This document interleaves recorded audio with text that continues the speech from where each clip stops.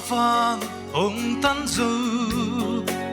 ina vang hồng thuộc du ina vang kia in xiam hồng tăng xa mồ này lâu mồ này băng á hồng thua làm đắng nghe cầm mô xiên na tua cross kia hi tua cross tin long ke ma le tua cross loken maswa di nei lo agape na angin hotam na tangi ka khel na teng sop siang a hita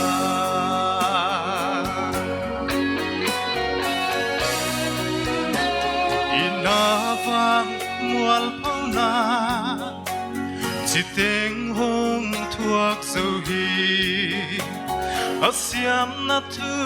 khat som gen loin musin na engbo na to krosa hong thua ka zona tua krosa hun pia zuhi tua krosa tin lom ke male tua cross loken masua di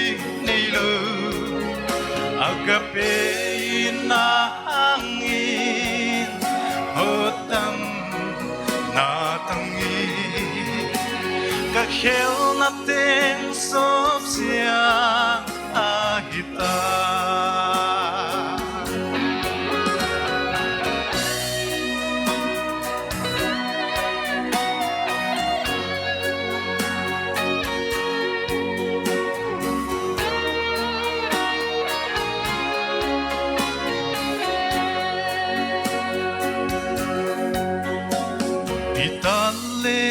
Nasiakin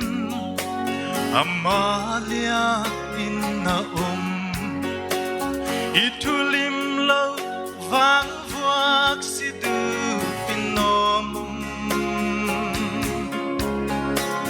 ilum muat na dingin soina atunga kia avuang na gol ahitamin iom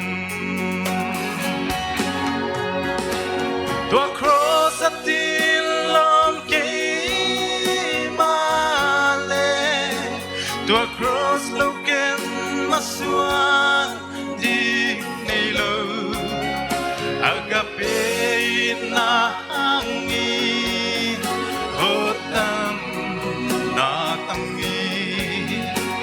ka khel na teng sop siang a hita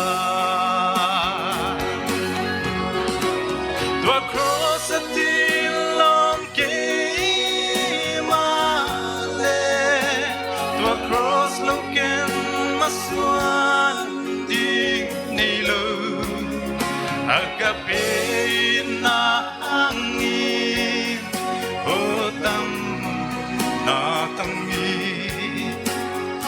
khel na teng sop siang a hita